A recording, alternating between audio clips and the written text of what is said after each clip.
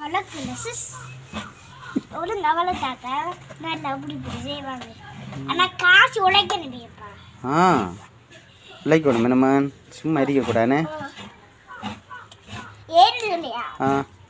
காசு உழைச்சா தரம் ஒரு கார் ஒன்று வாங்கலாம். மோட்டர் பைக் மட்டும் தான், இந்த பழைய மோட்டர் பைக் மட்டும் தான் அப்படியே வச்சிருக்கோம். அப்படியெல்லா கார் வேண்ட விருப்பமாக தான் இருக்கு, காசு தானே பிரச்சனையா இருக்கு. இதுக்கு என்ன சேர அந்த காசு இந்த காசு தானேப்பா வாங்கணும். அதான் காசு எப்படி எடுக்கிறேன்னு விளங்குது இல்லையே. எடுக்கிறது மடு தோண்டி எடுக்கணும்.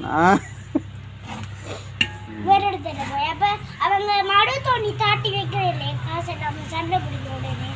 அப்படியா போறீங்களா?